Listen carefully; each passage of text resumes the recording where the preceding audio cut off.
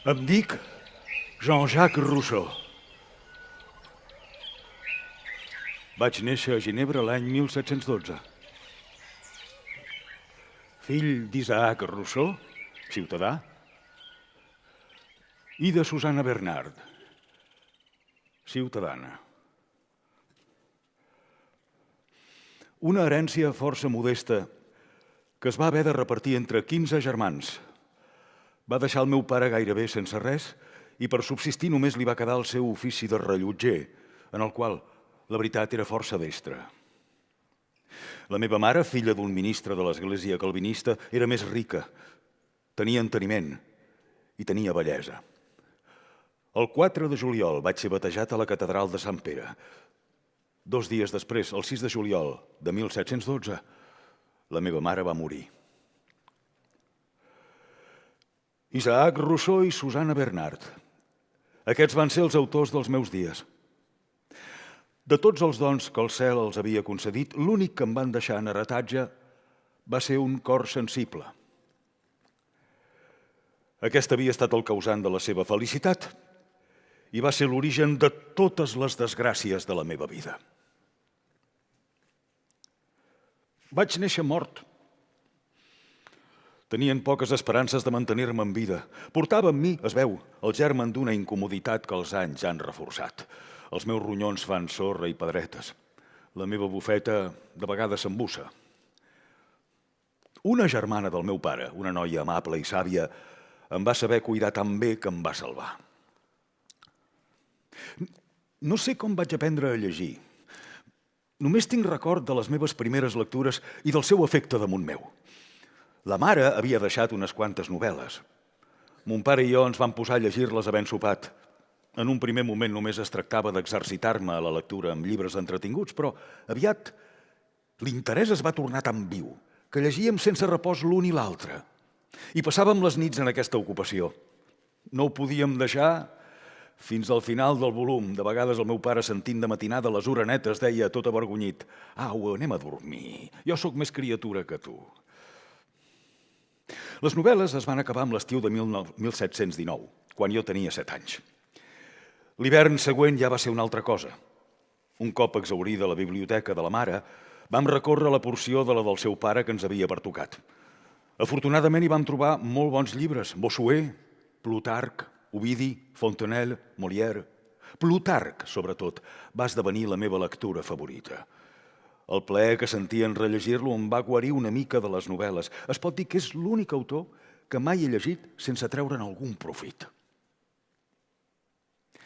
Ni els fills dels reis podrien haver estat cuidats amb més zel que com jo ho vaig estar durant els primers anys, idolatrat per tot allò que m'envoltava i sempre, cosa que és força rara, tractat com un nen estimat, mai com un nen consentit.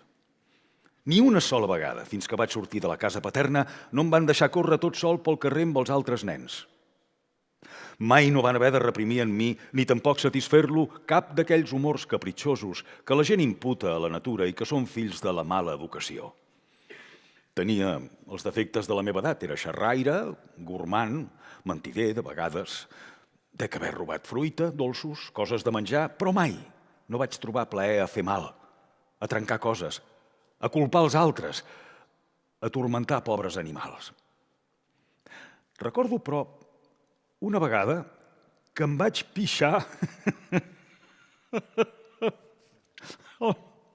el perol d'una de les nostres veïnes que li deien la senyora Cló, mentre ella era a la pregària. Fins i tot confessaré que aquest record encara em fa riure, perquè aquella senyora Cló, una bona dona, tot s'ha de dir, era la vella més rondinaire que havia conegut en ma vida. Vet aquí la curta i verídica història de totes les meves malifetes infantils. Els diners mai no em van semblar una cosa tan preciosa com els altres la troben. Més encara, mai no m'han semblat gaire còmodes. Per ells mateixos no tenen cap utilitat. Cal transformar-los per gaudir-ne. S'ha de comprar, mercadejar, sovint deixar-se enredar, pagar bé, ser mal servit. Jo voldria una cosa bona en la seva qualitat. Amb els meus diners estic segur que la tindré dolenta. Pago un ou car fresc, està passat. Una fruita que fa goig és verda. Una noia està corrompuda. M'agrada el bon vi, però on trobar-ne? A la botiga d'un vinater? Faci allò que faci, m'enverinarà. Que vull ser ben servit de totes passades? Quantes preocupacions, quants maldecaps. Tenir amics, corresponsals, pagar comissions, escriure, anar a venir, esperar, i tot sovint encara al capdavall que t'aixequin la camisa. Quants de neguits amb els diners. Em fan més por que el gust que sento pel bon vi.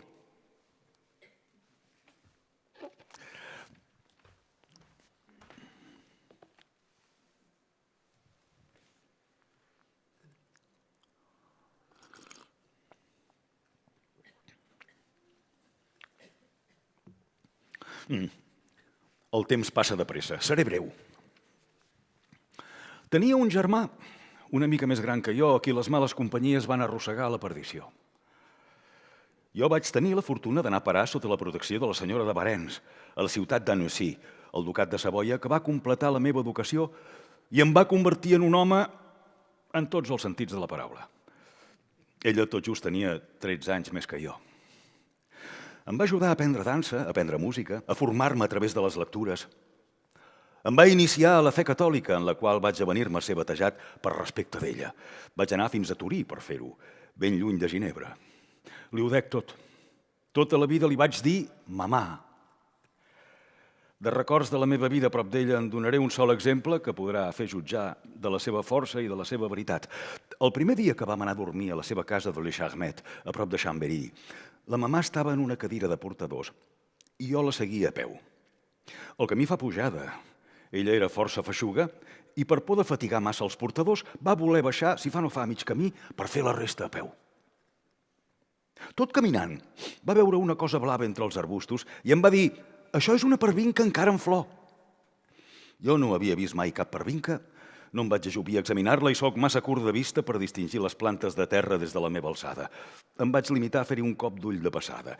I gairebé 30 anys van passar sense que tornés a veure cap pervinca o que hi vagi parar atenció. L'any 1764, fent estada a Crécier amb el meu amic, el senyor Duperroux, ens vam enfilar un turonet, al cim del qual hi ha un bonic mirador que ell anomena, amb bones raons, Bella Vista. Aleshores vaig començar a arboritzar una mica.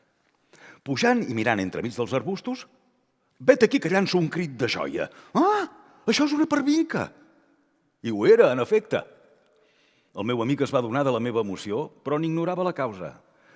Se n'assabentarà, això espero, si ara m'escolta. Vaig viure un temps a Lió on vaig fer de preceptor. Hi vaig conèixer Fontenelle, Diderot, Rameau, Marivaux.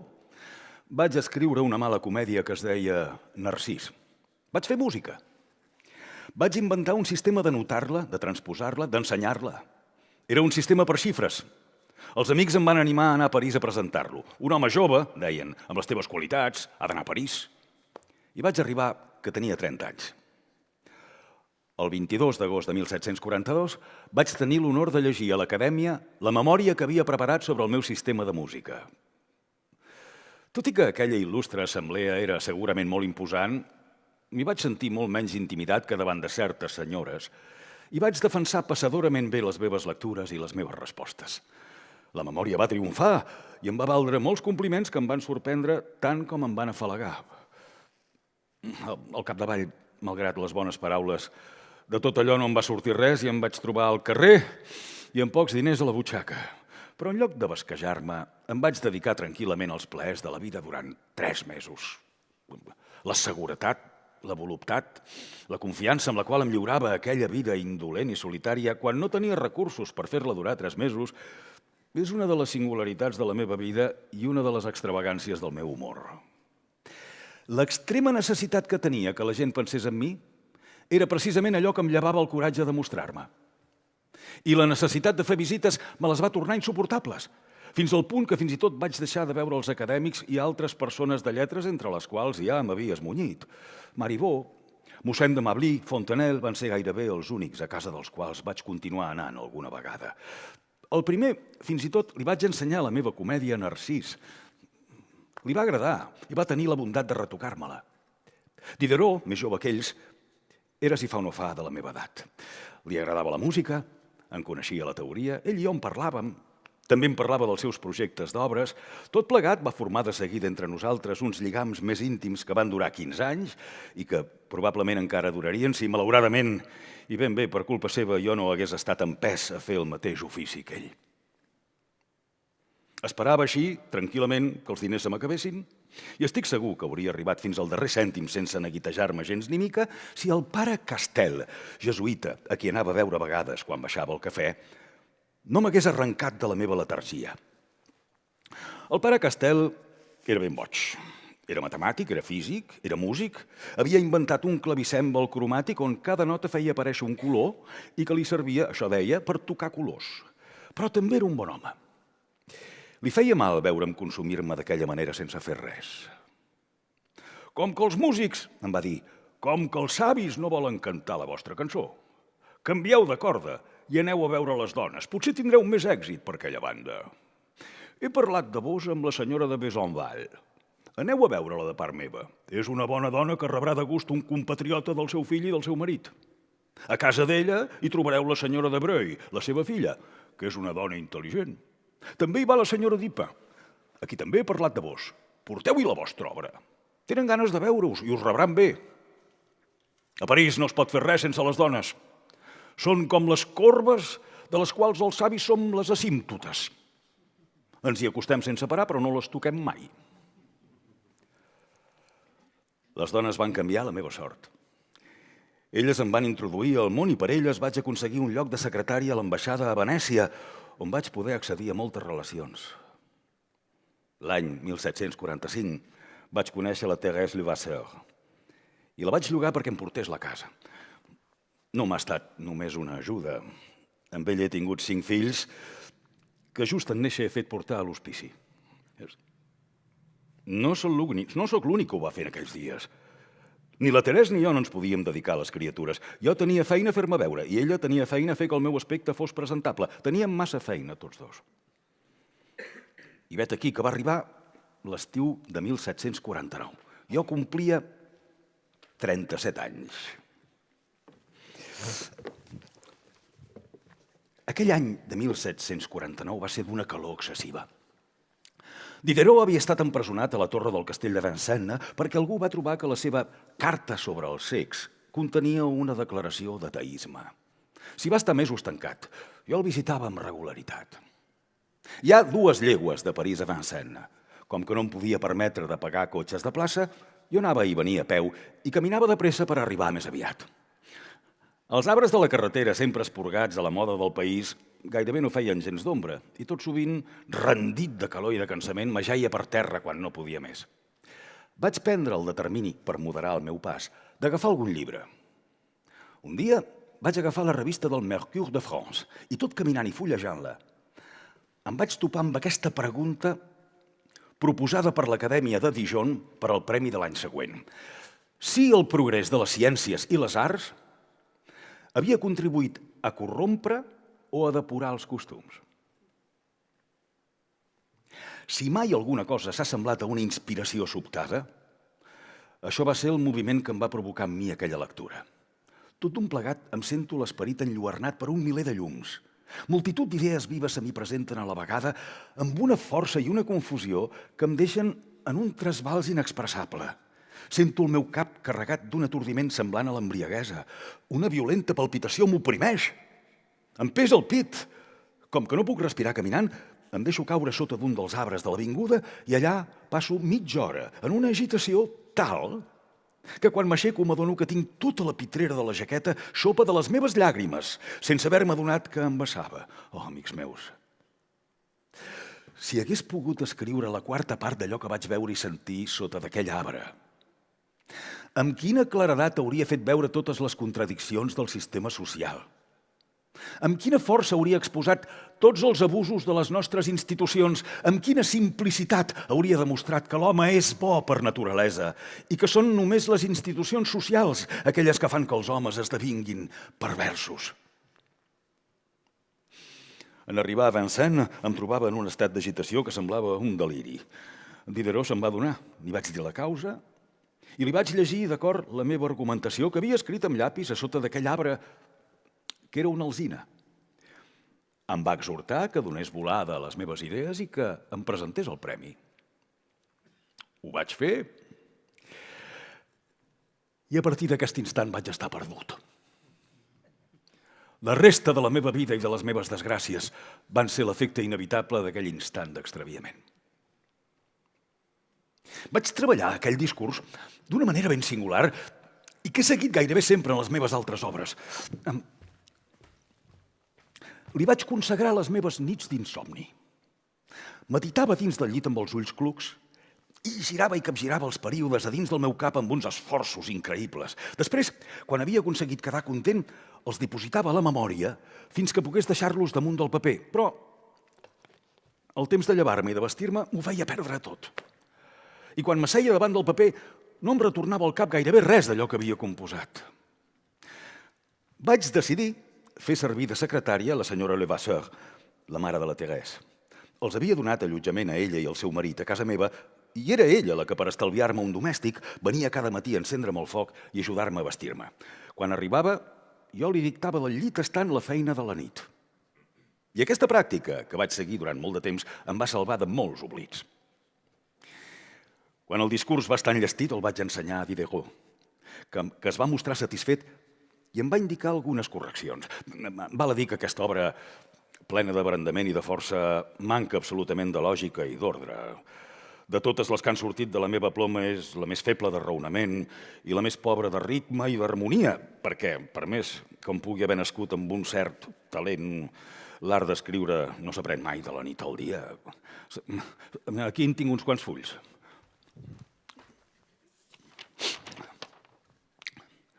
No és possible reflexionar sobre els costums sense aturar-se en plaer a recordar la simplicitat dels primers temps. És una vella platja guarnida només per les mans de la natura, cap a la qual girem incessantment la mirada i de la qual a contracor sentim que ens allunyem. Quan els homes innocents i virtuosos estimaven tenir els déus com a testimonis de les seves accions, vivien tots plegats a les mateixes cabanes. Però aviat es van tornar perversos, es van cansar d'aquells incòmodes espectadors i els van relegar dins uns temples magnífics. Finalment, els van treure d'allà per establir-s'hi ells mateixos, o almenys els temples dels déus ja no es van distingir de les cases dels ciutadans. Va ser aleshores el súmmum de la depravació i els vicis no van arribar mai tan lluny com quan es van veure, per dir-ho així, sostinguts a l'entrada dels palaus dels grans per columnes de marbre i gravats damunt dels capitells corintis. No insisteixo prou en la bellesa de l'estat de natura i la força del raonament es perd sota el pes de les imatges. Gravats damunt dels capitells corintis. On vas a parar? Això altre està més ben trobat. Els prínceps veuen sempre en plaer que el gust de les arts agradables i de les superfluïtats s'estengui entre els seus súbdits. Perquè, a més que els nodreixen així en aquella petitesa d'ànima tan pròpia de la servitud, saben molt bé que totes les necessitats que el poble es dona són unes altres tantes cadenes amb les quals es carrega. Alexandre, volent mantenir els ictiòfags sotmesos a ell, els va obligar a renunciar a la pesca i a nodrir-se amb aliments comuns als altres pobles. I els salvatges d'Amèrica, que van tots nus i que viuen només del producte de la seva caça, mai no han pogut ser dominats. En efecte, quin jou es podria imposar a uns homes que no tenen necessitat de res? I això, no goso parlar d'aquelles nacions felices que no coneixen ni de nom aquells vicis que a nosaltres tant ens costa de reprimir. D'aquells salvatges de l'Amèrica dels quals Montaigne no dubta a preferir-ne la simple i natural policia no tan sols a les lleis de Plató, sinó a tot allò que la filosofia podrà mai imaginar de més perfecte per a la governació dels pobles. En cita una quantitat d'exemples colpidors per a qui els sàpiga admirar i mira, acaba dient, i això que no porten calces. I això vindria a ser la conclusió. Vet aquí com arranjaria jo aquesta genealogia. La primera font del mal és la desigualtat. De la desigualtat van venir les riqueses, perquè les paraules ric i pobre són relatives. A tot arreu on els homes siguin iguals, no hi haurà ni rics ni pobres. De les riqueses van néixer el luxe i l'ociositat. Del luxe van venir les belles arts i de l'ociositat les ciències. Vaig haver de batallar per sustentar les meves opinions i ho vaig fer.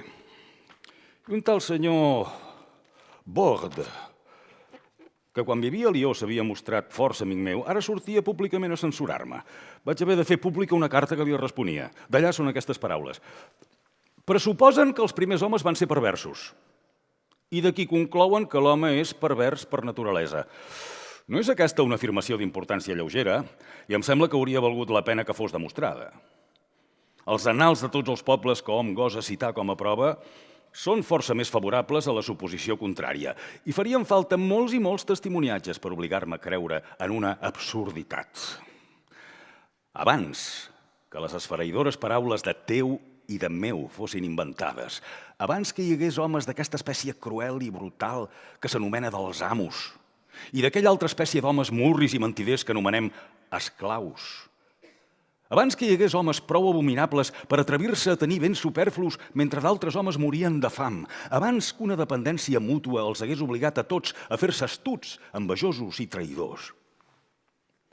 Jo voldria que algú m'expliqués en què podien consistir aquells vicis, aquells crims com els retreu amb tant d'èmfasi. M'asseguren que ja fa molt de temps que no ens deixem ensibornar per la quimera de l'edat d'or. Doncs per què no afegeixen també que fa molt de temps que no ens deixem enredar per la quimera de la virtut? Quan l'any 1752 vaig fer imprimir la meva comèdia Narcís, de la qual em sembla que ja he parlat, em vaig aprofitar el prefaci per deixar ben clara quina era la meva posició.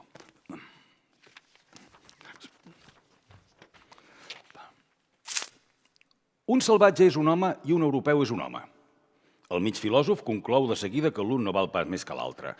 Però el filòsof diu, a Europa, la governació, les lleis, els costums, l'interès, tot crea en els particulars la necessitat d'enganyar-se mútuament i sense aturador. Tot fa que el vici sigui per a ells un deure. Entre els salvatges, l'interès personal parla tan estúpidament com entre nosaltres, però no diu les mateixes coses. L'amor de la societat i la cura de la seva defensa comuna són els únics vincles que els uneixen. La paraula propietat, que tants de crims costa a la nostra bona gent, gairebé no té cap sentit entre ells. No tenen cap discussió d'interessos que els divideixi. Res no els porta a enganyar-se els uns als altres. L'estimació pública és l'únic bé al qual tothom aspira i que tots mereixen. És molt possible que un salvatge faci una mala acció, però no és possible que agafi el costum d'actuar malament perquè això no li faria cap profit. Jo crec que podem fer una estimació molt justa dels costums dels homes per la multitud de negocis que tenen entre ells. Com més comercien, com més admiren el seu aspecte i la seva indústria, més decentment i hàbilment s'enganyen els uns als altres i més dignes són de menyspreu. Ho dic a contracor. L'home de bé és aquell que no té la necessitat d'enganyar ningú. I el salvatge és aquest home. Allà vaig començar a descobrir els meus principis una mica més que no ho havia fet fins aquell moment. I aviat vaig tenir ocasió de desenvolupar-los del tot en una obra de més volada, perquè em penso que va ser en aquell mateix any de 1753 quan va aparèixer el programa de l'Acadèmia de Dijon sobre l'origen de la desigualtat entre els homes. Impressionat per aquella gran qüestió, em va sorprendre que l'Acadèmia s'hagués atrevit a proposar-la, però atès que n'havia tingut el coratge, jo també podia tenir el de tractar-la. I m'hi vaig posar. La meva tesi, en el discurs sobre l'origen i els fonaments de la desigualtat entre els homes, era que aquests, quan només eren una part de la natura i només pesaven sobre ells les lleis de la natura, eren bons i iguals. Que la propietat va fer aparèixer la desigualtat i la desigualtat, la civilització.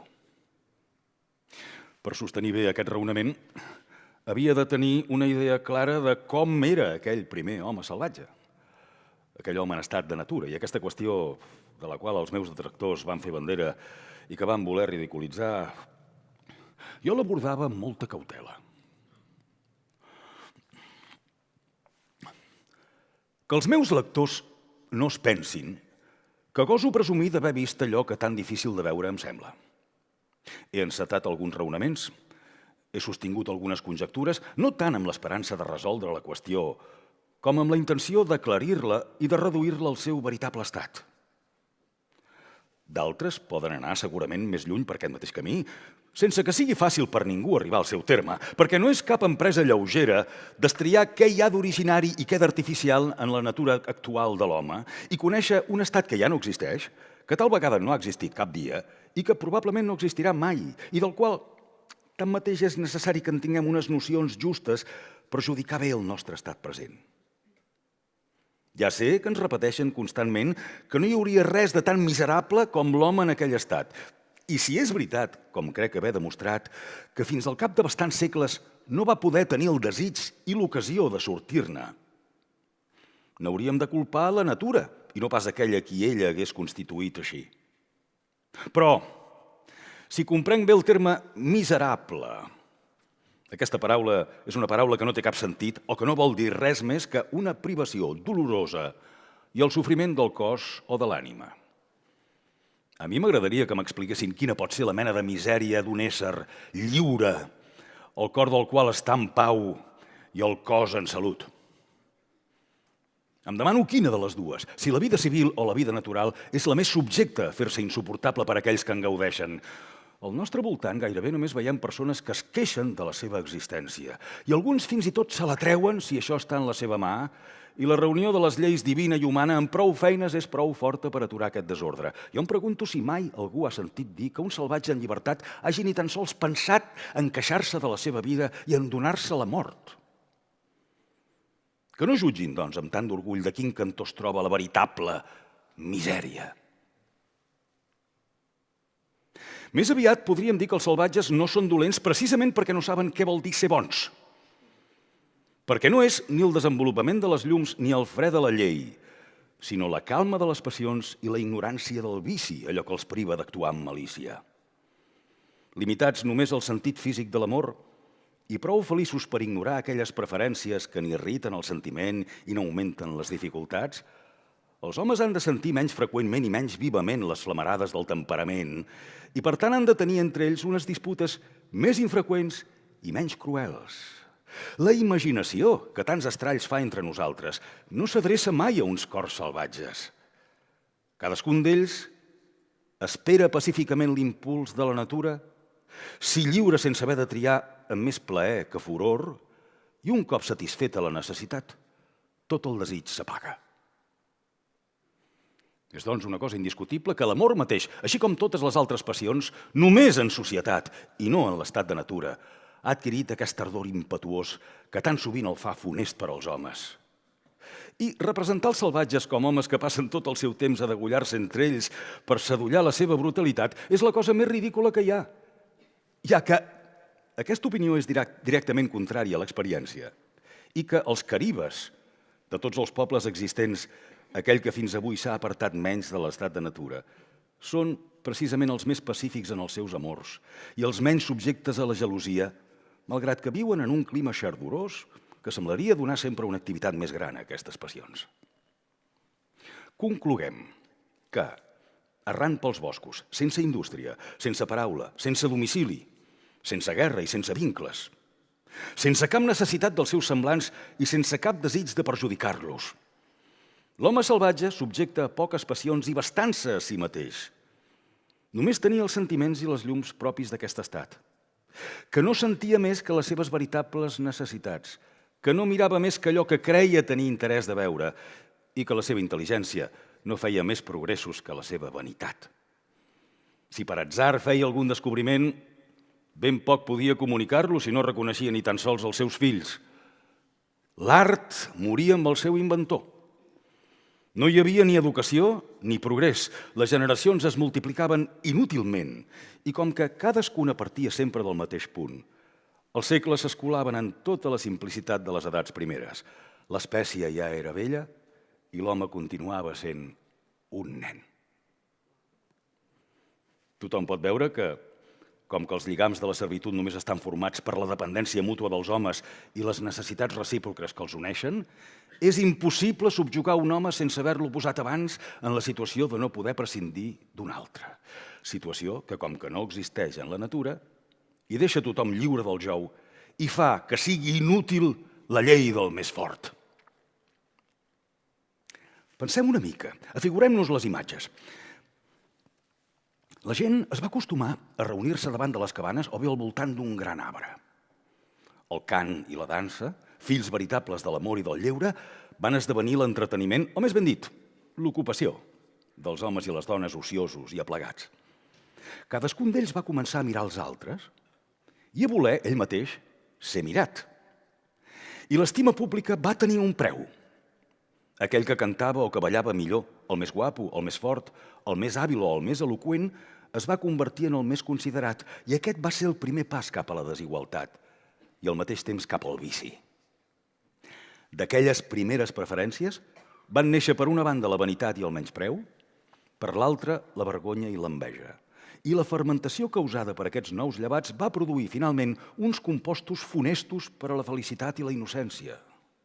Tan bon punt com els homes van haver de començar a apreciar-se mútuament, i així que la idea de la consideració es va formar en el seu esperit, tots van pretendre que hi tenien dret, i ja no va ser possible per ningú mancar-ne impunament. D'aquí van sorgir els primers deures de la civilitat, també entre els salvatges, i a partir d'aleshores, qualsevol tort voluntari va esdevenir un ultratge, perquè amb el mal que resultava de la injúria, l'ofès trobava el menyspreu de la seva persona sovint més insuportable que el mal mateix. I és així que, com que cadascú castigava el menyspreu que li havien demostrat, de manera proporcionada al cas que ell feia d'ell mateix, les venjances van esdevenir terribles i els homes sanguinaris i cruels. Aquest és justament el grau on havien arribat la major part dels pobles salvatges que hem conegut. I és culpa de no haver distingit prou les idees i de no haver remarcat com aquests pobles s'havien allunyat ja de l'estat de natura, que molts es van apressar a concloure que l'home és cruel de natural i que necessita una policia per contenir-lo quan no hi ha res que sigui tan dolç com ell en el seu estat primitiu. Quan col·locat per la natura a una distància igual de l'estupidesa de les bèsties i de les llums funestes de l'home civil, i limitat igualment per l'instint i per la raó a protegir-se dels mals que l'amenacen, és retingut per la pietat natural de fer ell mateix cap mal a cap persona sense que res li empenyi, fins i tot després d'haver-ne rebut mal. Perquè, segons l'axioma del savi Locke, no hi pot haver cap injúria allà on no hi ha encara propietat. Aquesta vegada els acadèmics de Dijon, com em temia, no em van donar el premi. I llevat del cas de Diderot, a qui ja he dit que va agradar molt, no va agradar gens a les persones que el vaig llegir. La vida a París, entremig de la gent amb pretensions, no era gens del meu gust. Les maquinacions dels homes de lletres, les seves baralles vergonyoses, l'escassa bona fe que mostraven en els seus llibres, els seus aires arrogants en el tracte social, m'eren tan odiosos, tan antipàtics. Trobava tan poca tranquil·litat, obertura de cor, franquesa en el tracte, fins i tot en els meus amics, que, cansat d'aquella vida tumultuosa, vaig començar a sospirar encesament per viure al camp. I com que no veia que el meu ofici em permetés d'establir-m'hi, aleshores em guanyava la vida sobretot copiant partitures de música, i corria, si més no, a passar les hores que em quedaven lliures. Durant uns quants mesos, tot just havent dinat, me n'anava a passejar tot sol pel bosc de Bolonya, meditant arguments d'obres, i no tornava fins a la nit. Un bon amic, que pel seu càrrec es veia obligat a anar a Ginebra, em va proposar que hi anéssim plegats. Jo m'hi vaig avenir, tenia aleshores 42 anys. Abans de sortir de París, vaig esbossar la dedicatòria del discurs sobre la desigualtat, amb aquelles paraules que començaven dient a la República de Ginebra, magnífics, molt honorats i sobirans senyors, convençut que pertany només al ciutadà virtuós retornar a la seva pàtria tot honor que pugui oferir, fa 30 anys que treballo per mereixer d'oferir-vos un homenatge públic, etc. Quan vaig arribar a la ciutat de Ginebra, em vaig lliurar l'entusiasme republicà que m'hi havia portat. Aquest entusiasme va augmentar per l'acolliment que m'hi van fer. Al cap de 4 mesos d'estar a Ginebra vaig tornar a París, el mes d'octubre, i vaig reprendre aquell hivern els meus costums i les meves ocupacions, la principal de les quals va ser repassar les proves del meu discurs sobre la desigualtat que feia imprimir a Amsterdam. Com que aquella obra estava dedicada a la República i aquella dedicatòria podia desagradar als patricis del Consell que s'oposaven als drets democràtics dels ciutadans, vaig voler veure quin efecte feia a Ginebra abans de tornar-hi. L'efecte no em va ser favorable, i aquella dedicatòria que havia estat dictada pel patriotisme més pur només em va atreure enemics en el si del Consell i envejosos entre la burgesia. Amb això van començar els meus dubtes de tornar-me a establir a la ciutat on vaig néixer. I una cosa que em va ajudar molt a acabar-me de determinar va ser l'establiment del senyor de Voltaire al poble de Ferney, el reialme de França, però a tocar de Ginebra, segurament per estar a prop de la frontera de la República si havia de sortir corrent. Vaig comprendre que aquell home hi causaria una revolució, que tornaria a trobar a la meva pàtria l'estil, els posats i els costums que em feien marxar de París, que hauria de batallar sense parar i que només podria triar en el meu capteniment entre ser un pedant insuportable o bé un covard i un mal ciutadà. La lletra que Voltaire em va escriure va ser definitiva. Des d'aleshores vaig considerar Ginebra perduda i no em vaig equivocar pas. Potser hauria hagut d'anar a plantar cara a l'oratge si hagués considerat que tenia talent per fer-ho, però què havia de fer? Jo sol, tímid, jo que parlava molt malament contra un home arrogant, opulent, apuntalat pel crèdit dels poderosos, per una brillant facúndia i que ja era l'ídol de les dones i dels joves. Perquè us en feu una idea, ara llegiré com començava aquella carta. Duia data del 30 d'agost de 1755. He rebut, senyor, el vostre nou llibre contra el gènere humà. Us en dono les gràcies. Agradareu als homes, als quals dieu les seves veritats, però no els corregireu. No es poden pintar amb uns colors més forts els horrors de la societat humana, de la qual tantes consolacions es prometen la nostra ignorància i la nostra feblesa. Ningú ha fet servir mai tanta intel·ligència a voler que ens tornem bèsties.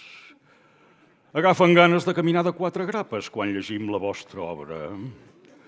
Ara bé, com que fa més de 60 anys que n'he perdut el costum, sento dissortadament que m'és impossible recuperar-lo i deixo aquest caminar natural a aquells que en són més dignes que vos i que jo. Tampoc em puc embarcar per anar a trobar els salvatges del Canadà. En primer lloc, perquè les malalties que m'aclaparen em retenen a prop del metge més gran d'Europa. I no trobaria la mateixa ajuda amb els indis missuris. En segon lloc, perquè en aquell país estan en guerra. I els exemples de les nostres nacions han tornat els salvatges gairebé tan dolents com nosaltres. Jo em limito a ser un salvatge pacífic en la solitud que he escollit, a tocar de la vostra pàtria on vos hauríeu d'estar. Estic d'acord amb vos que les bones lletres i les ciències han causat de vegades molt de mal. El senyor Chapuis em fa saber que la vostra salut no és gens bona. Hauríeu de venir a restablir-la amb l'aire natal, gaudir de la llibertat, beure mi llet de les nostres vaques i pasturar les nostres herbes. Escric molt filosòficament i amb la més tendra estimació, etc. Molt filosòficament. Estareu d'acord amb mi que la ironia fa més mal que el debat de les idees i que el sarcasme encara en fa més que la ironia.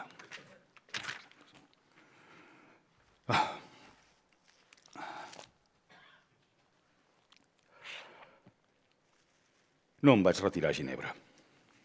Les meves amistats em van oferir la possibilitat de viure a prop de París, però lluny del centre, a Montmorency, a tocar dels boscos i de la natura, en la solitud que nodreix l'empenta que cal per escriure. Allà, Diderot em va fer arribar la seva comèdia Un fill natural. Una frase que s'hi deia se'n va gravar a foc. L'home de bé viu en la societat, només l'home pervers està tot sol.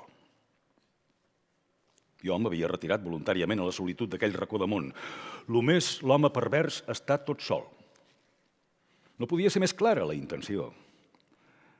Allò em va fer més mal que la carta de Voltaire. I és que jo pensava que Diderot era amic meu. També em va escriure el senyor de Malesherbes, un alt personatge dels tribunals de justícia, protector de Diderot i dels enciclopedistes. Es manifestava molt preocupat pel meu allunyament de París i el meu retir als boscos. Vet aquí quina va ser la meva resposta als seus neguits.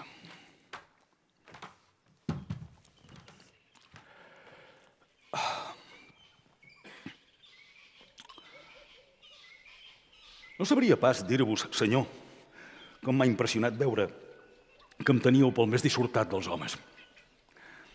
El públic segurament ho deu jutjar com vos i això encara m'acaba d'entristir. Tant de bo que la sort que he tingut fos coneguda de tot l'univers. Tothom en voldria una de semblant. La pau regnaria damunt de la terra. Els homes no pensarien en perjudicar-se i ja no hi hauria homes perversos quan ningú tingués cap interès a ser-ho. Però de què gaudia jo quan estava tot sol? De mi, de l'univers sencer, de tot allò que és, de tot allò que pot ser, de tot allò que el món sensible té de bell i d'imaginable al món intel·lectual. Jo reunia al meu voltant tot allò que podia afalagar-me el cor. Els meus desitjos eren la mesura dels meus plaers. No, mai, però mai han conegut delícies semblants als més voluptuosos i jo he gaudit 100 vegades més de les meves quimeres que ells de les seves realitats.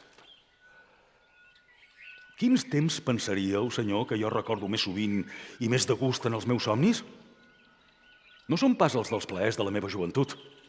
Van ser massa escassos, massa barrejats amb amargors i ja queden ara massa lluny de mi. Són els del meu retir. Són les meves passejades solitàries. Són aquells dies ràpids però deliciosos que vaig passar tots sencers amb mi mateix i prou, amb la meva senzilla governanta, amb el meu gos estimat, amb la meva gata vella, amb els ocells del camp i els cervatons del bosc, amb la naturalesa sencera i el seu inconcebible autor. Aleshores, jo anava amb el pas ben tranquil a buscar un lloc salvatge al mig del bosc, un lloc desert on res no recordés la mà dels homes, on res no anunciés la servitud ni la dominació, un asil on pogués pensar que jo era el primer de penetrar-hi i on cap tercer inoportú no vingués a interposar-se entre la natura i jo. Era allà on em semblava veure que ella desplegava davant dels meus ulls una magnificència sempre nova. L'or de les ginestes, la porpra dels brucs colpien els meus ulls amb un luxe que em tocava el cor. La majestat dels arbres que em cobrien amb la seva ombra, la delicadesa dels arbustos que m'envoltaven, la varietat sorprenent de les herbes i les flors que els meus peus trepitjaven, mantenien el meu esperit en una continuada alternativa d'observació i d'admiració, el concurs de tants objectes interessants que es disputaven la meva atenció, atraient-me de l'un a l'altre cada instant, afavoria el meu humor somiador i mandrós. I sovint em feien repetir en el meu interior: no, el rei Salomó, en tota la seva glòria, mai no va portar un vestit tan bell. La meva imaginació mai deixava gaire temps desert a la terra així guarnida. Ben aviat la poblava d'éssers, obeint el meu cor, i expulsant lluny de mi l'opinió, els prejudicis i totes les passions factícies, transportava dins d'aquells asils de la natura uns homes dignes de poblar-la. Me'n formava una societat encisadora, de la qual jo no em sentia indigne. Em fabricava un segle d'or a la meva fantasia i omplint aquells dies formosos amb totes les escenes de la meva vida que m'havien deixat dolços records i amb totes aquelles que el meu cor podia desitjar encara. M'entendria fins a les llàgrimes amb els autèntics plaers de la humanitat, uns plaers tan deliciosos, tan purs, que avui dia han quedat molt lluny dels homes. Oh, si en aquells moments alguna idea de la ciutat de París, del meu segle, de la meva petita gloriola d'escriptor, venien a pertorbar els meus ensonyaments, amb quin desdeny els foragitava a l'instant per lliurar-me sense distracció a aquells sentiments exquisits que omplien la meva ànima. Tanmateix, al mig de tot allò, ho confesso, el no res de les meves quimeres em venia a contristar tot d'un plegat. Encara que tots els meus somnis s'haguessin convertit en realitats, no n'hauria tingut prou. Hauria imaginat, somiat, desitjat més encara. Trobava en mi un buit inexplicable que res no hauria pogut omplir. Un cert impuls del cor cap a una altra mena de gaudi del qual no en tenia cap idea i la necessitat del qual tanmateix sentia. Doncs bé, senyor, allò mateix m'era un gaudi, ja que n'estava penetrat d'un sentiment molt viu i d'una tristesa atractiva que no hauria pas volgut deixar de tenir. Ben aviat Des de la superfície de la Terra, elevava les meves idees a tots els éssers de la natura, al sistema universal de les coses, a l'ésser incomprensible que ho abraça tot. Aleshores, amb l'esperit perdut en aquesta immensitat, no pensava, no raonava, no filosofava. Em sentia aclaparat pel pes d'aquest univers amb una mena de voluptat. Em lliurava encisat a la confusió d'aquestes grans idees. M'agradava perdre'm en imaginació en l'espai. El meu cor encotillat en els límits dels éssers s'hi trobava massa estret, m'ofegava en l'univers, hauria volgut llançar-me de cap a l'infinit. Crec que, si hagués desvelat tots els misteris de la natura, m'hauria sentit en una situació menys deliciosa que aquell èxtasi atordidor al qual el meu esperit es lliurava sense cap contenció i que en l'agitació dels meus transports em feia cridar de vegades «Oh, gran ésser! Oh, gran ésser!» sense poder dir ni pensar res més.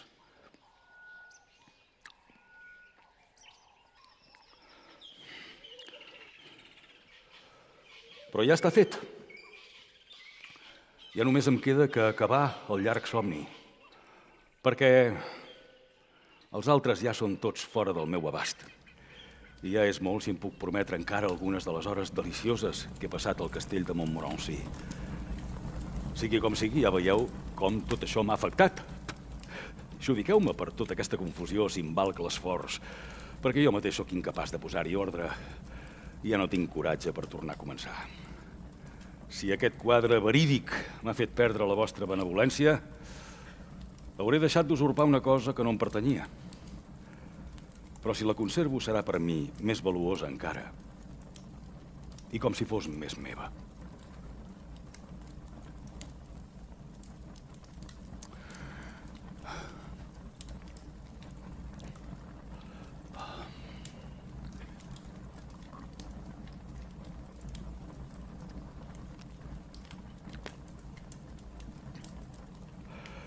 L'any que feia 50 anys, castigat per les retencions d'orina i el mal de pedra, reflexionava en com escriure un tractat sobre l'educació. Si la civilització feia malbé l'home en estat de natura, calia trobar la manera que la natura mateixa fos l'educadora de l'home. Vet aquí què pensava. Tot està bé quan surt de les mans de l'autor de les coses. Tot degenera entre les mans de l'home. Naixem febles, necessitem força. Naixem desproveïts de tot, necessitem assistència. Naixem estúpids, necessitem judici. Tot allò que no tenim a la nostra naixença i que hem de menester quan som grans, ens és donat per l'educació. En l'ordre natural, quan els homes són tots iguals, la seva vocació comuna és l'estat d'home. La natura el crida a la vida humana. Viure és l'ofici que li vull ensenyar. Quan surti de les meves mans no serà, ho reconec, ni magistrat, ni soldat, ni sacerdot. Serà, primerament, home. Tot allò que un home ha de ser, ho sabrà ser quan convingui tan bé com sigui possible. I encara que la fortuna el faci canviar de lloc, ell sempre serà el seu.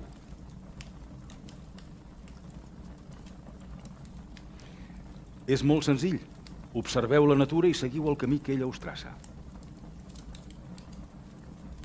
Com més a prop es queda l'home de la seva condició natural, més petita és la diferència de les seves facultats i els seus desitjos, i més a prop es troba, en consegüent, de ser feliç.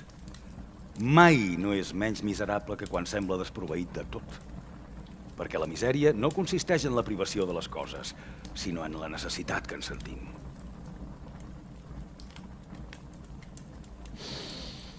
Els homes, de natural, no som ni reis, ni grans, ni cortesans, ni rics. Tots han nascut despullats i pobres. Tots subjectes a les misèries de la vida, als maldecaps, a les malalties, a les necessitats, als dolors de tota mena i, finalment, tots estan condemnats a morir. Vet aquí allò que veritablement és de l'home, allò que cap mortal no pot deixar de banda. Comenceu, doncs, per estudiar de la natura humana allò que n'és més inseparable, allò que constitueix millor la humanitat.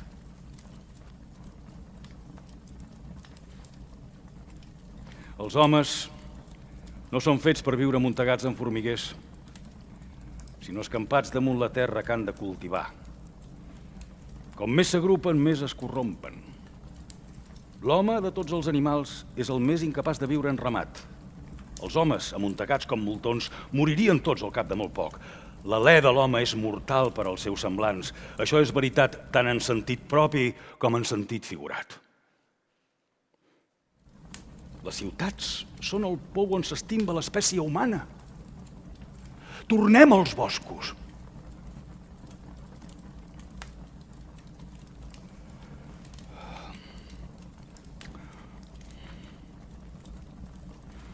Amb la publicació, aquell mateix any de 1762 de l'Emili i uns mesos abans del contracte social, va començar la meva època més negra.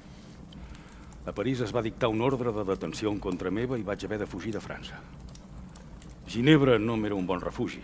Amb el meu segon discurs m'hi havia guanyat molts enemics entre els patricis del Consell i, de fet, els meus llibres hi van ser cremats públicament. I jo vaig ser proscrit 9 dies després de ser-ho a París. Aquells 2 decrets van ser el senyal del crit de maledicció que es va alçar contra mi a tota Europa, amb una fúria que no es pot comparar amb res més. Totes les gasetes, tots els diaris, tots els opuscles van fer ressonar el toc de corneta més terrible, principalment els francesos. Aquell poble tan suau, tan educat, tan generós, que tant presumeix de consideracions amb els dissortats. Oblidant de cop i volta les seves virtuts favorites, es van destacar pel nombre i per la violència dels ultratges amb els quals em van aclaparar. A cor, què vols? Jo era un impiu, un ateu, un boig.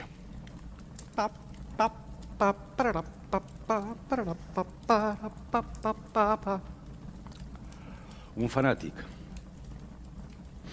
una bèstia ferotge. Un llop.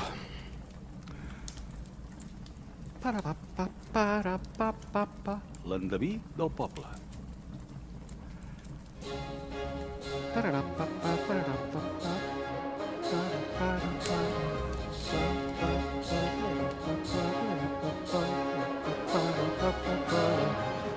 Jo m'havia refugiat a Yverdun, a Suïssa, al territori de Berna, però aviat es va veure que tampoc allà estava segur. Aleshores, travessant només una muntanya, vaig anar a parar fins al poble de Moutier, a Neuchâtel, que era territori del rei de Prússia. Allà vaig estar tranquil. Em vaig començar a vestir, com veieu, a la manera armènia, cosa que m'estalviava de portar calces i era una comoditat per les ondes que em veia obligat a fer servir. Per passar l'estona, atès que tot m'allunyava de la literatura, vaig aprendre a fer punta de coixí. Aquell exili va durar 3 anys. 4, si comptem el que vaig passar a Anglaterra amb el filòsof David Hume abans que ens baralléssim, però aquesta és una altra història. Encara em quedaven 16 anys de vida.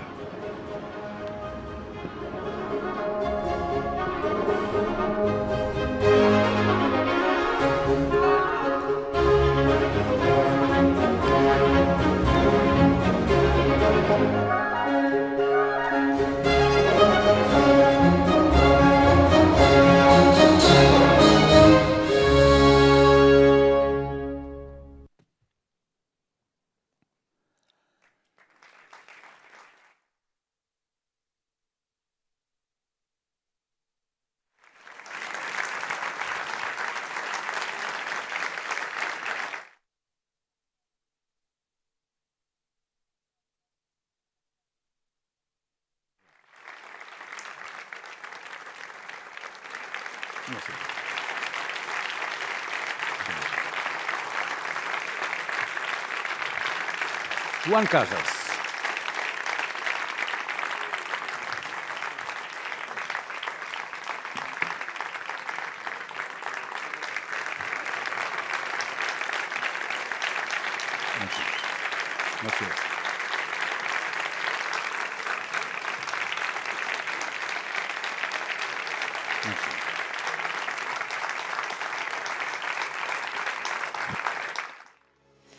Bona tarda a totes i tots. Quin goig veure el hall del CCCB ple de gent escoltant atentament a Rousseau.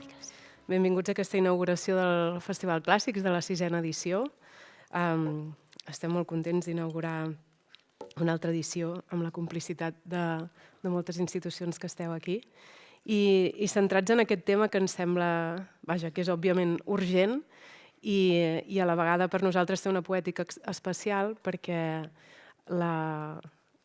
el primer llibre que vam editar a la Bernat Metge, que van editar, vaja, jo no hi era, fa un segle, va ser el de la natura de Lucreci, el Rerum Natura.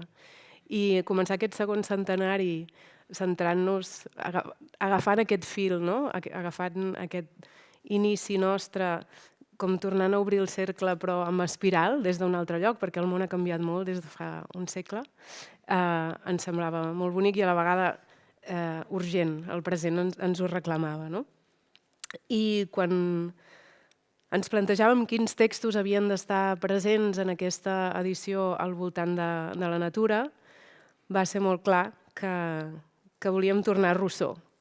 A Rousseau, que és aquest personatge controvertit, que és tan odiat com estimat, que ens diu coses que ens fan enfadar, però també ens diu veritats que de vegades sembla que hem oblidat i que és interessant recuperar-les i tornar-les a posar sobre la taula. I ha estat un privilegi poder escoltar Rousseau i poder tornar a donar veu a Rousseau a partir del text magnífic que ha confegit en Joan Casas, el dramaturg, a partir de recosir, ja ho haureu llegit, diferents llibres i diferents textos de Rousseau i després escoltar Rousseau dit pel Jordi Buixaderes, que ara baixarà, no ha desaparegut, no patiu. I, esclar, és un privilegi aquest tàndem i la direcció de la Glòria Balanyà, que trobo que ha estat exquisida amb aquests elements i com heu donat vida de tal manera que jo estones, quan l'escolto, tinc gairebé la sensació de fer de terapeuta de Rousseau.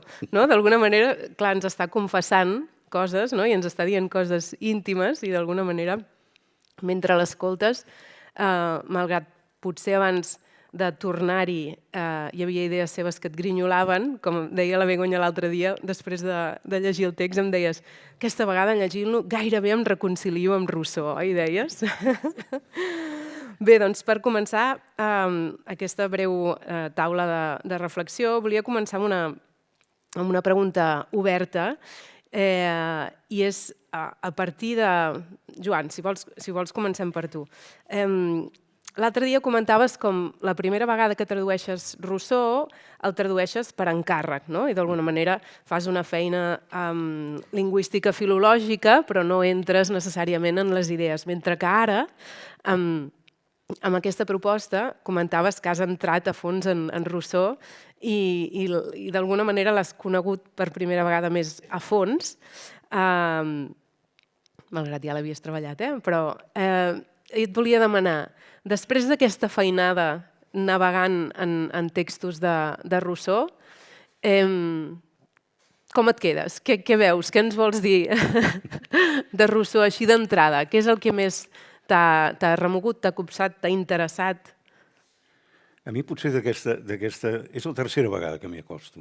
Tercera, pensava que era segona. La primera va ser fa quasi 40 anys, que em va tocar d'acabar de traduir les Confessions, que el malaguanyat Jaume Fuster va traduir els 7 primers llibres i aleshores no sé per quina raó, perquè encara no era una raó de malaltia, no ho va poder acabar i l'encàrrec a partir del llibre 8è, justament que és bastant el temps que tocava aquí, em va caure a mi i bé, el vaig fer tan bé com vaig saber i va sortir amb allò d'aquells llibres verds de la Molo, les millors obres de la literatura universal.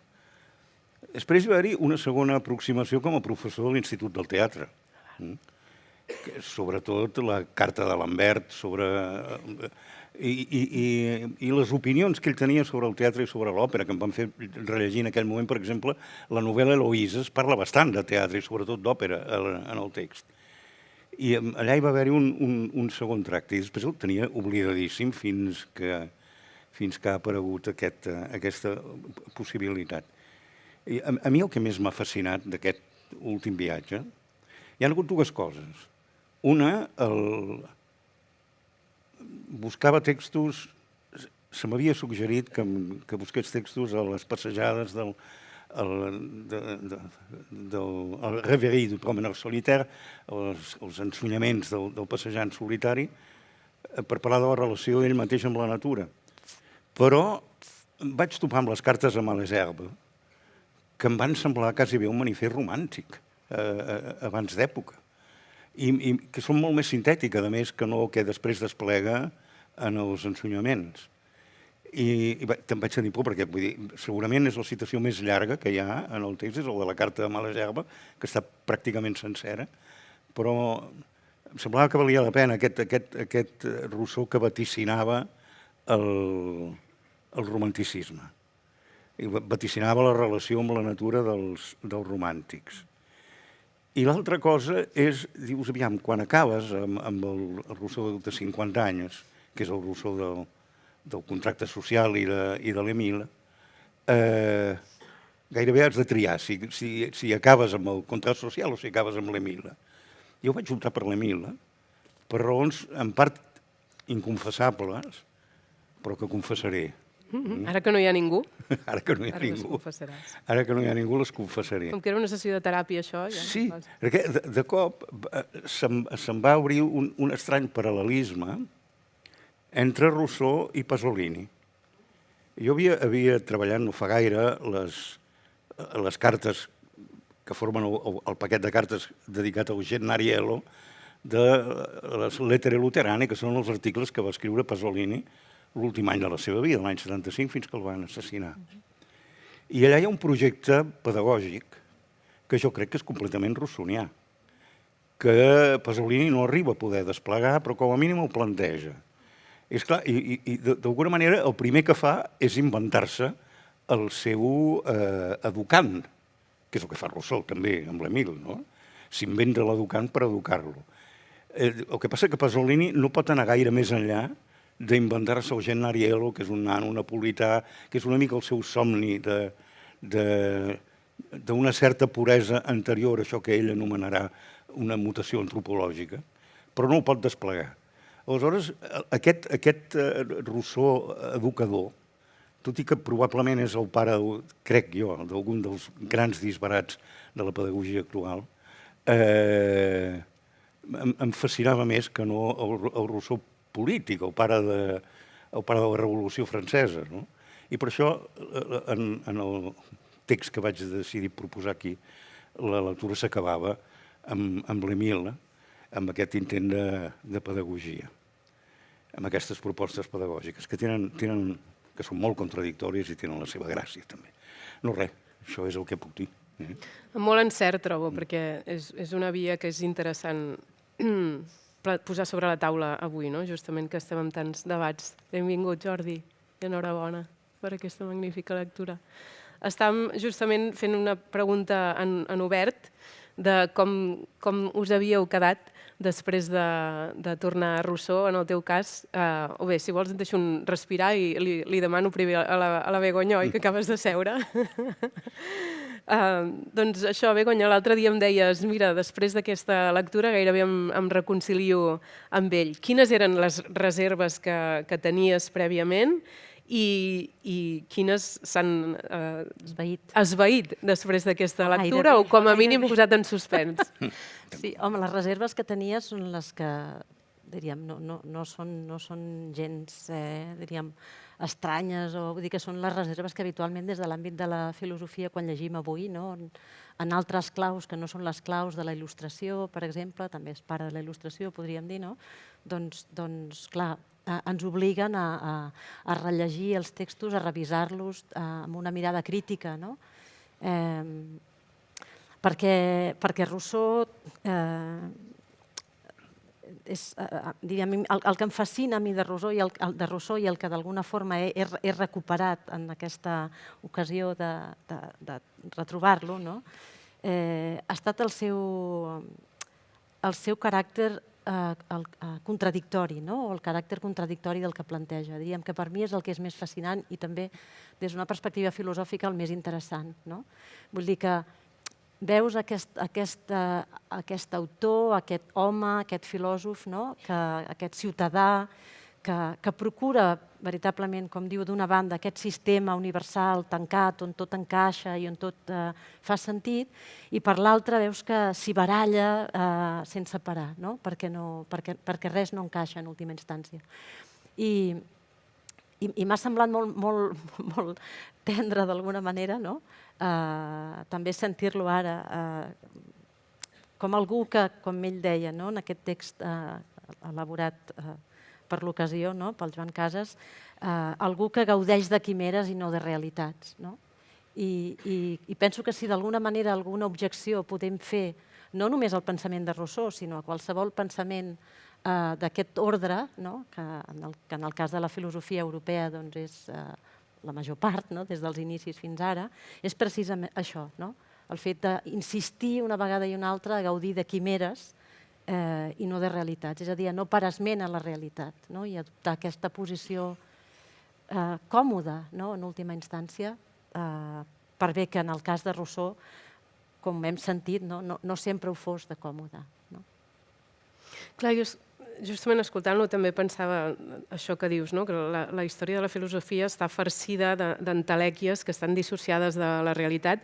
Potser la principal teoria de la justícia del segle XX, la de John Rawls, amb la noció de la posició original i és també de nou una entelèquia. Paradigmàtics. Exacte, sí, dins de la categoria d'entelèquies o d'experiments mentals. Però a la vegada em demanava, malgrat és cert, i ell mateix ho reconeix, Rousseau reconeix que ell no els ha vist mai, els salvatges dels quals ell parla, i que al capdavall no està clar si mai han existit del tot.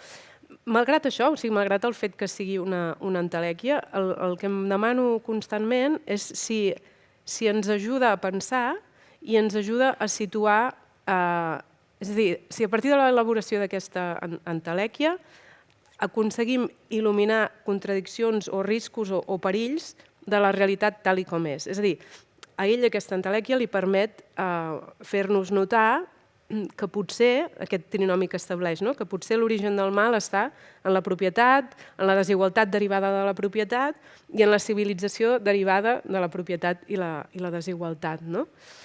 Llavors, sempre tinc aquesta tensió interna de, és cert, li falta cos, li falta matèria, no està encarnat, però a la vegada potser ens ajuda a pensar. No sé com veus aquesta dicotomia. Sí, tens tota la raó, vull dir, com a dispositiu, com a artifici, diríem, narratiu, funciona, diríem, no? És molt poderós, no? I, efectivament, d'alguna manera el que hi constatem és aquesta potència de la imaginació, no? El problema és quan aquesta imaginació esdevé normativa. És a dir, quan comencem a deduir d'aquí elements que aleshores sí que impacten en la realitat.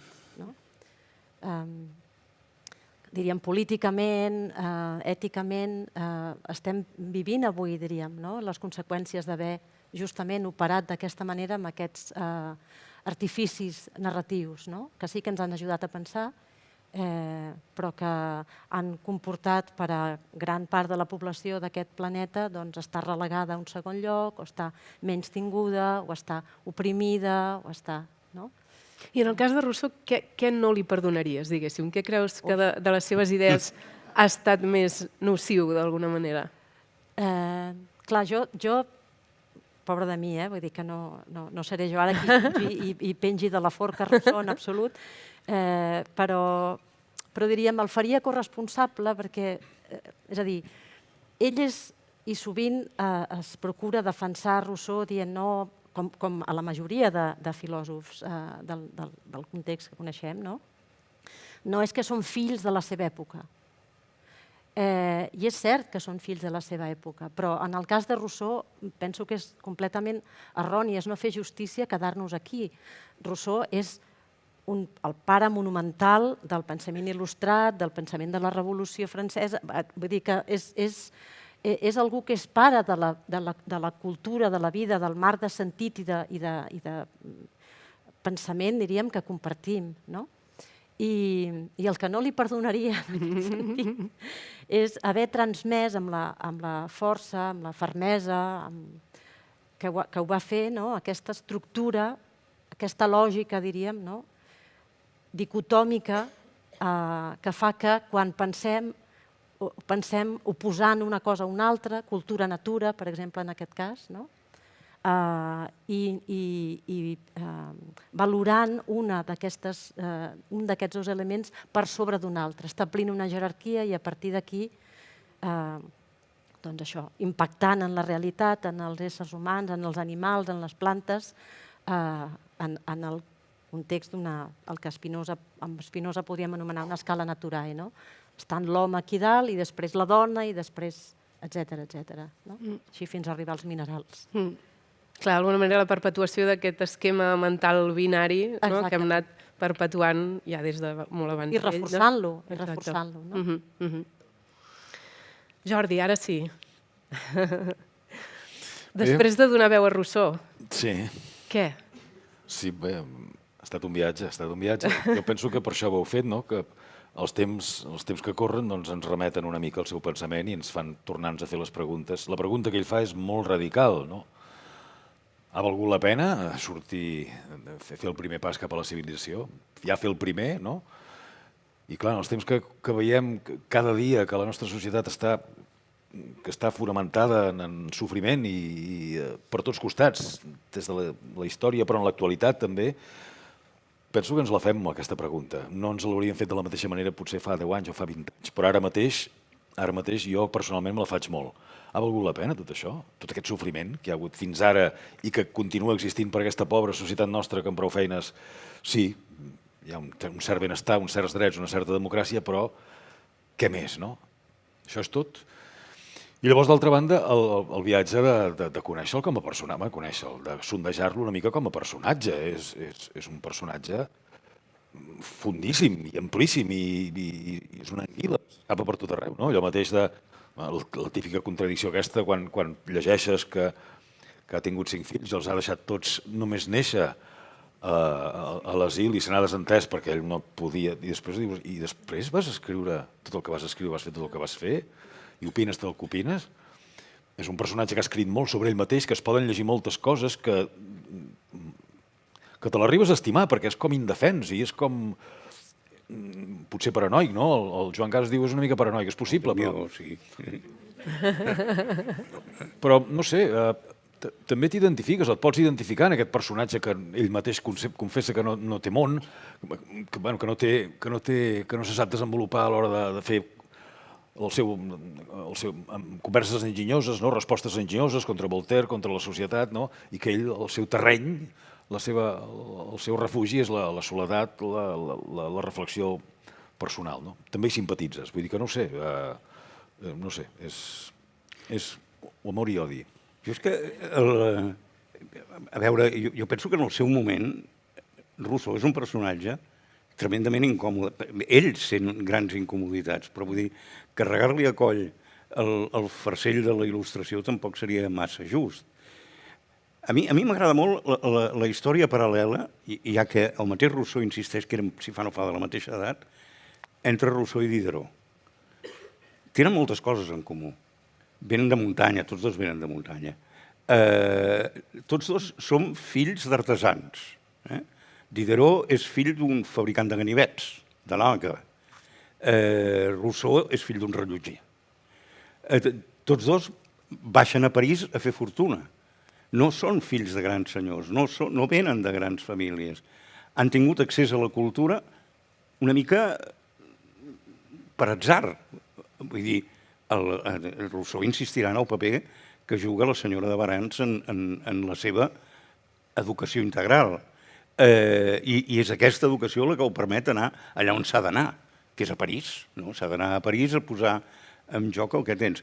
Però així com Diderot i d'Alembert i els enciclopedistes s'emboliquen amb la primera gran empresa cultural, empresa mercantil, que és l'enciclopèdia, Rousseau està al marge de totes aquestes coses. Rousseau ni tan sols és rebut per l'Acadèmia de Música, que és la seva primera provatura. A Rousseau el salven les dones, ho diu ell. Ho diu ell. La relació de Rousseau amb les dones, aquesta sí que és contradictòria, que té teca per on l'agafes. El que ell diu de Madame de Varens, el que ell diu de la Teresa, de la seva companya, el que diu de la mare de la seva companya, el que diu de les dones que l'ajuden a fer relacions i a sobreviure en aquest món, perquè ell és una mica... Però és una relació un tant utilitària, no? Sí, és clar. Ell busca la manera de viure en un ambient que en principi li és hostil, i el sent hostil tota la vida. A París no s'hi troba mai de gust. Això de la monarquia... Així és com Voltaire se sent com un peix a l'aigua i a més en treu profit de la seva situació i tal. Ell no. La relació contradictòria que té amb el teatre. Escriu teatre, escriu el Narcís, escriu dues òperes ballet. Li encanta l'òpera, ho explica a la novel·la Eloïsa, que li agrada molt l'òpera.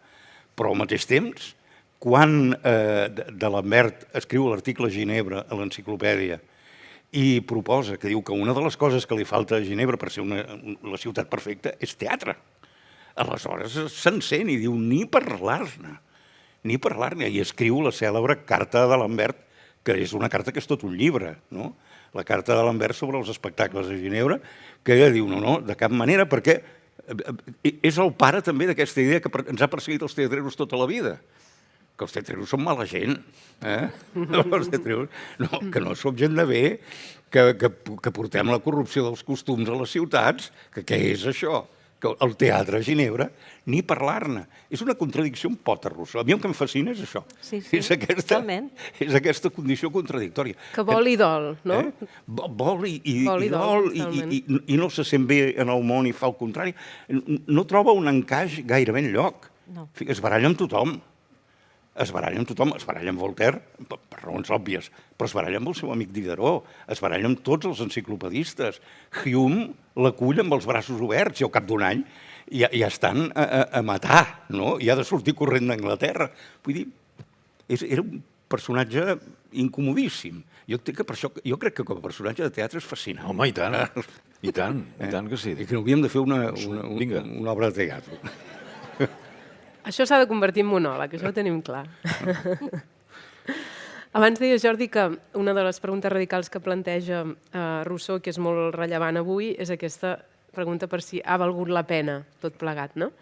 I és una pregunta que és molt vigent i que ara mateix ens estem plantejant molt, especialment centrats en el desenvolupament tecnològic, no? El fruit de l'ociositat, que diria ell. Aquest fruit de l'ociositat, que és la tecnologia al nivell que ha arribat avui, ara mateix ens estem plantejant si valdria més la pena aturar-la i tirar enrere que no pas seguir avançant cap a un lloc que ens pot portar a un infern, no?, d'alguna manera. Begoña, com ho veus, aquest tema? Jo primer voldria dir-te, Joan, que penso que Kant no hauria estat Kant sense Rousseau. I és en aquest sentit que deia que hi ha aquesta via de transmissió, diríem, cap a la il·lustració. Però pel que fa al que preguntaves ara, a veure, tornem una mica al mateix, tornem als boscos, no? Una mica en el mateix sentit que Thoreau, també, no? Sí. I aquí estic d'acord, que hi ha com aquesta complicitat avant la letra amb el romanticisme, encara que sense el sublim de Kant, precisament. Hi ha aquesta idealització dels boscos. És una mica com el que, no sé, fa 20 anys i potser encara dura, doncs vinga, anem tots a fer de pagès. Anem a pagès, marxem de la ciutat i anem, no sé, al Pirineu, on sigui, i ens instal·lem allà, que serem molt feliços. Jo hi veig un... Per aquesta mateixa via podem arribar a demonitzar la tecnologia. Penso que la pregunta que plantejava Jordi l'hem de fer, l'hem de continuar fent necessàriament, però penso que no l'hem de fer des del pressupòsit que hi ha una mena d'origen entre mític o mitològic, on justament trobaríem aquest bon salvatge, que no necessita res, que viu en la felicitat, que està en perfecta harmonia amb tot el que l'envolta i que, per suposat, tampoc no necessita cap tècnica ni cap tecnologia de cap tipus. Clar, diríem, jo penso que és una visió que simplifica veritablement diríem, en què consisteix la vida humana, no? Vull dir que... Les necessitats reals de les persones i el que ens... I que, doncs, no sé, vist des d'un altre punt de vista, és a dir, fer servir la mà per trencar una branca per encendre el foc, doncs això ja és tecnologia, no? Per tant, penso que és interessant la defensa que fa Rousseau de la natura quan des dels clàssics, diríem, com la natura, la matèria, etc., ha estat denostada, no? I ha estat equiparada a la barbàrie. I aquí tindríem una altra contradicció, no? Podríem dir. Però penso que, diríem, l'important d'aquesta defensa que podem fer amb Rousseau de recuperar una certa forma de vida, no? Senzilla i simple, hem de fer cura, diríem, tenir cura que això no reverteixi a apuntar a un origen pur, amable, feliç i harmoniós. La idea del caminar a quatre potes. Exactament.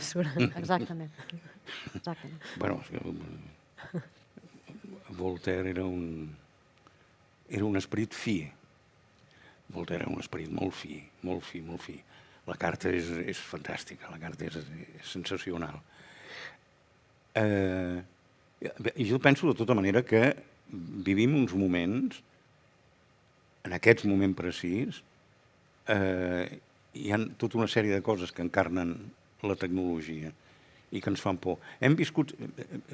La civilització progressa de gran por en gran por. Anem inventant, des de la Revolució Francesa almenys, grans pors com mecanismes de contenció de coses que passaran al món. La gran por després de la Segona Guerra Mundial va ser la por nuclear. Ara sembla que l'hem oblidat, ara quan és més real que mai, quan hi ha més armes nuclears a prop de ser usades que mai, la por a l'extermini nuclear ha desaparegut una mica de l'horitzó de la imaginació de les persones. Però, en canvi, tenim molt present aquesta cosa dels bombardejos de precisió, la tecnologia al servei de la destrucció sistemàtica, la guerra, no sé, és que no...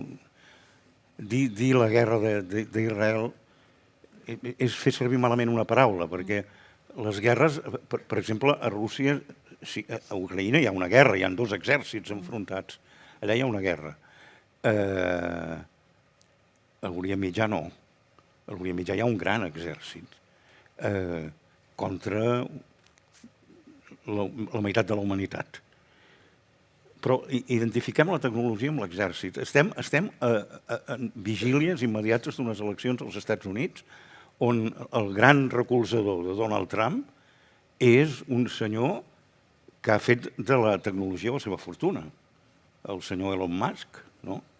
Amb la Tesla i amb els coets per anar a Mart i amb tota la història. S'ha fet arximilionari a cavall de jugar les cartes de la tecnologia amb molta força. I com no hem d'estar aterrits davant del que ens està passant?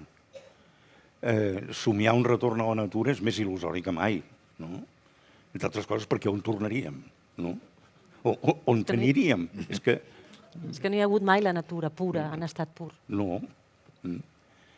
Però bueno, però ara allà on en quedava una mica, que és a l'Amazonia, està desapareixent no sé quants camps de futbol cada minut de bosc tropical.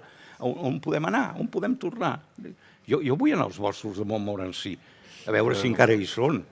No ho sé. Vull dir que la contradicció entre natura i tecnologia sí que forma part de les grans pors d'aquest moment. De la gran por d'ara, que no és ben bé la por de la destrucció nuclear, però sí que és la por de la combinació de la violència, del control de la violència, de l'enfrontament, de la guerra i de la tecnologia. Vivim en aquest món, ens agradaria fugir-ne.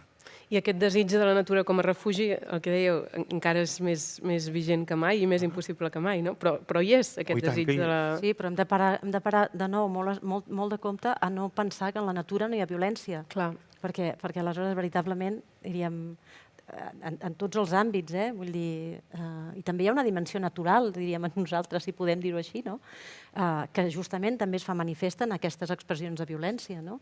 Jo penso que això, que aquesta contradicció, o aquesta suposada contradicció entre que podem establir a l'oposició entre el bon salvatge i el civilitzat, a mi m'agrada pensar-ho amb Rousseau com dues dimensions del mateix ésser, no? Podríem dir.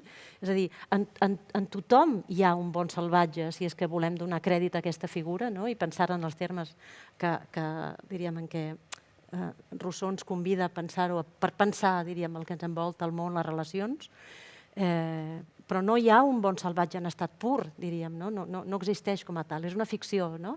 I està molt bé com a ficció mentre no sigui reguladora, no? Podríem dir amb Nietzsche, també. Però també hi ha, diríem,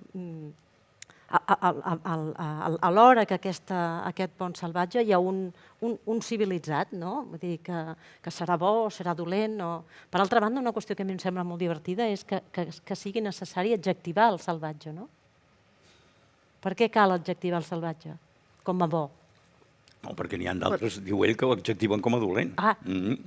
Però també podríem dir que és que suposem que el salvatge, en aquesta contradicció que ha estat normativa, diríem, entre cultura i natura, el salvatge, en tota la tradició, diríem, és això, un salvatge, i per tant un bàrbar, algú que és primitiu, algú que no participa d'aquests principis mínims per garantir una vida en comú sense violència o amb poca violència, podríem dir. Els mateixos períodes amb poca violència han existit al llarg de la història de la humanitat. Llargs períodes, de vegades, amb escassa violència. No hi estem condemnats. I jo el que crec és que, en el fons, la personalització o personificació del bon salvatge és una necessitat de creure en l'existència de la bondat. Exacte. I a mi aquesta creença en la bondat, en què en el fons de la humanitat la bondat també existeix, a mi aquesta me'l fa molt simpàtica, Rousseau. Clar, sí. Potser podríem pensar Rousseau fins i tot sent ell el bon salvatge, no? D'alguna manera. O és més aviat un anhel, o és més aviat una figura que tendeix a un cert pensament que ell, el bon salvatge. Utòpic. Ell com a bon salvatge. Jo trobo que ell molt bona persona, em sembla que no ho era, vull dir, però sí que, en canvi, sentia la necessitat de creure que una part integrant del món és la bondat. I jo crec que això sí que és necessari. Que això, en moments de tràngol i de contradicció, és convenient recordar-ho. És convenient recordar que tenia raó Quico Pi de la Serra quan deia que si els fills de puta volessin no veurien mai el sol. És veritat, però si volés la bona gent encara ho veuríem menys.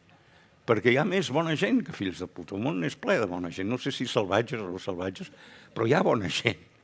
I l'única cosa que ens podem... Ara, diguem, és la meva ingenuïtat tonta. L'única cosa que m'agrada aferrar-me és que això encara és veritat, i que és veritat en totes les situacions, i que segurament és veritat a Ucraïna. I que segurament em costa més de pensar. Segurament és veritat a Gaza, també.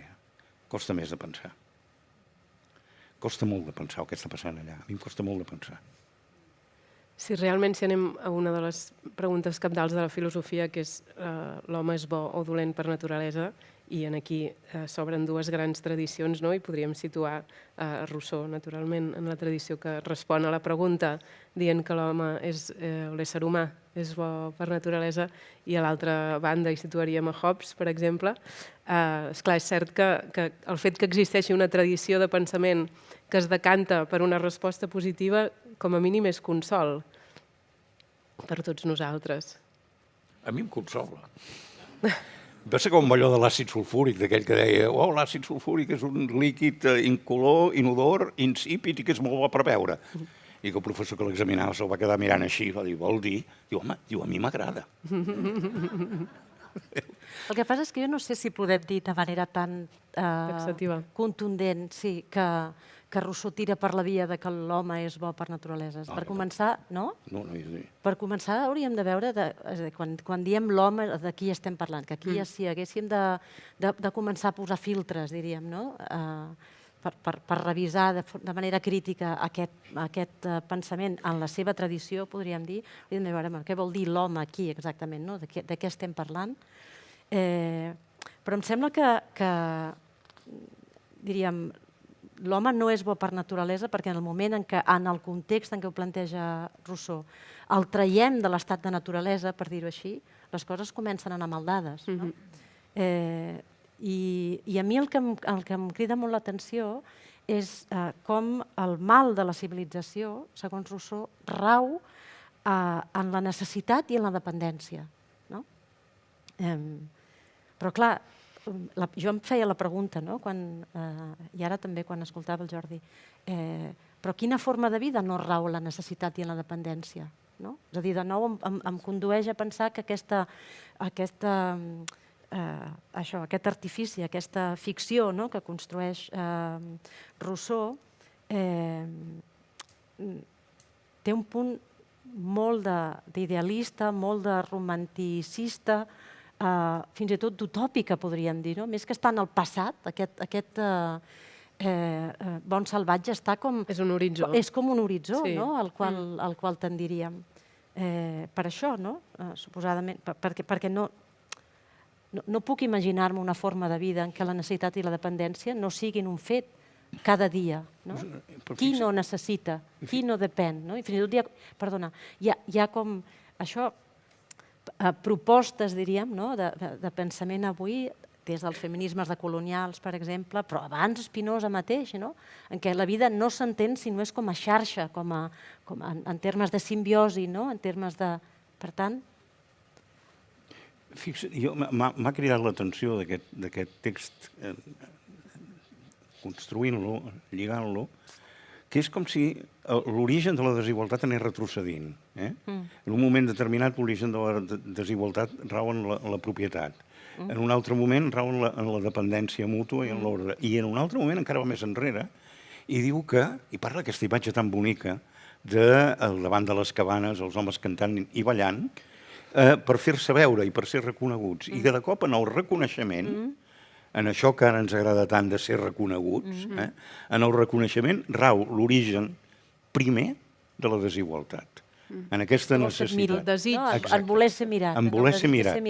El voler ser mirat introdueixes un element d'anisotropia en aquest univers que en principi era isòtrop, i a partir d'aquest moment la desigualtat comença a germinar. Però fixa't que en el context actual, justament, és tot a l'inrevés, no? Perquè és en el moment en què som mirats, som reconeguts, que, per exemple, podem aspirar a tenir drets i, per tant, a disminuir les desigualtats. No? Sí, Hegel tiraria per la via contrària. Hegel tira per la via contrària. La manca de reconeixement el que genera conflicte a la història. Clar, de fet, l'inici de la desaparició de la desigualtat, la possibilitat d'igualtat, en aquest sentit, rau a ser reconegut. A ser visible. A ser visible. Sí, a ser considerat per l'altre, a gaudir d'aquest estatut que fins aleshores no es tenia, no? Per exemple, les dones en relació als homes, o la població negra, Rosa Parks, en relació a la població blanca, no? O Palestina, que desapareix a sota 50.000 morts. Per exemple. 50.000 morts que fan desaparèixer la realitat de persones humanes tan subjectes de drets com nosaltres.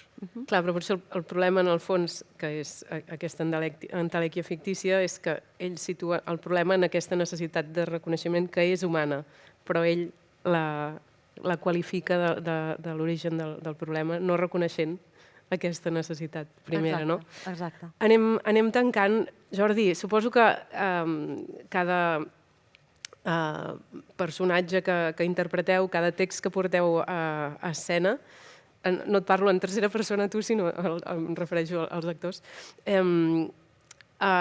diguéssim, segur que us n'endueu algunes coses, no? D'aquesta lectura i de Rousseau, què en rescates o què te n'endús que voldries apuntar abans de tancar la conversa? Home, moltes coses, eh? Vull dir, jo he tingut la sensació d'aprendre molt amb aquest treball, que ha sigut un treball curt en el fons i senzill. És un personatge que s'escapa per tot arreu, que és inabastable. Jo havia llegit d'ell la novel·la Eloïse, que és una novel·la d'amor impressionant, que tampoc encaixa massa amb aquest Rousseau que hem conegut, que té una mena d'amors, això que dèiem, una mica utilitaris, no? I en canvi allò és una novel·la absolutament romàntica i molt ben detallada, molt ben escrita, molt ben explicada, no? Aquest personatge que de cop i volta a les confessions explica i reconeix com va sentir néixer en si mateix un impuls masoquista des de ben petit per un càstig, i ho explica a la mar de bé, i explica que això li va permetre prescindir del que s'entenia per carnalitat pecaminosa i que això li va permetre de semblar o de ser durant un temps algú que semblava que era virtuós, quan en realitat tenia aquesta, per ell, doncs, aquesta crisi, aquesta cosa incomprensible que descriu molt bé, no? Aquesta mena de teories que diem, no? Que potser en el límit no funcionen, però que en el dia a dia funcionen tan bé, això de la necessitat, això de que ens creen necessitats en una època en què no hi havia capitalisme en aquell moment, no? Això de que cada avantatge o cada nou avenç té un preu, a vegades que la vacuna, que la penicil·lina ve després de 3.000 anys de malalties infeccioses perquè la gent viu en societat, no? Que l'ordinador, això que dèiem, no? L'avenç d'ara que està tot lligat a la informàtica i als ordinadors, quantes coses hem deixat pel camí en qüestió de 10 anys, no? La capacitat de llegir, la capacitat de raonar, la capacitat de construir frases. Bueno, no ho sé, cada dia en sabem, no? Llavors, trobo que sí que és veritat que ell mateix ho reconeix, que buscar el límit, o sigui, buscar el punt inicial de les coses és molt complicat perquè no sabem com va ser, ni podem suposar-ho, només podem inferir-ho, només podem induir-ho, però que sí que en la nostra vida de cada dia jo penso que sí que són teories que funcionen. No ho sé, jo després pensar això, no? Que va influir en el romanticisme, en el marxisme, en els hippies, en l'ecologisme. Tio, qui és aquest tio? Quin cap que té, no? Fa 200 anys, no? I feia punta de coixí. I feia punta de coixí, i anava amb faldilles. Això és el millor de tot. I composava òperes i bueno, és un personatge oceànic, trobo jo, no ho sé. Un clàssic, que com a bon clàssic és important rellegir perquè és clàssic justament perquè moltes de les seves idees han anat mutant i transmutant fins a dia d'avui i han anat condicionant moltes de les nocions que tenim encara i que sense llegir-lo no som conscients que ja venen de molt enrere, i en llegir-ne l'original entenem millor prejudicis que hem adquirit avui de manera acrítica, no? Sovint. I efectivament, Rousseau té moltes idees. Rousseau és el pare del gènere de l'autoficció. Rousseau, d'alguna manera, està al darrere de la idea de les institucions polítiques que tenim avui. Rousseau està al darrere de la idea que la natura és una font educativa pels joves i pels infants i tantes altres idees, no? Que val la pena tornar a escoltar. Bé, això és l'inici del Clàssics, un festival que no seria possible sense l'ajuda de l'ISEC, sense l'ajuda de l'Ajuntament de Barcelona, sense l'ajuda d'una institució com el CCCB, com el Ministeri de Cultura i com tantes altres institucions que el fan possible. Tot just comença, estarem 2 mesos fent moltes activitats. L'altre text que la Begoña esmentava abans, que portarem a escena, és el text de Thoreau, una barreja entre Walden i Caminar, que dialoga molt bé amb el text de Rousseau perquè el text de Thoreau, al capdavall, és una experiència, en aquest cas real i autèntica, d'una persona que decideix anar-se'n 2 anys a viure a una petita cabana, a viure a la natura i a viure el que ell diu a consciència. I és interessant contraposar aquests 2 textos perquè en el cas de Thoreau és un exercici real, no és una entelèquia, i el text de Walden et transmet molt clarament les dificultats que implica fer-te tu la teva vida amb les teves pròpies mans. Però a banda d'això, aquí mateix al CCCB farem un espectacle de dansa que es diu Les filles de Lilith, que gira al voltant de la bruixa, del personatge de la bruixa, a partir de 4 figures literàries.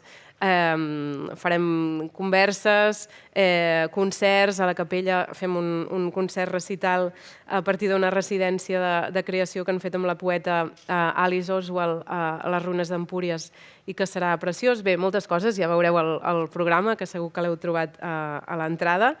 Ara ens toca anar a celebrar, perquè això és una inauguració i les inauguracions cal celebrar, i a fora tindrem una copa de cava per brindar, per donar-vos les gràcies per aquesta peça magnífica que heu fet i per dir torna a estar aquí al Clàssics. Gràcies a tots.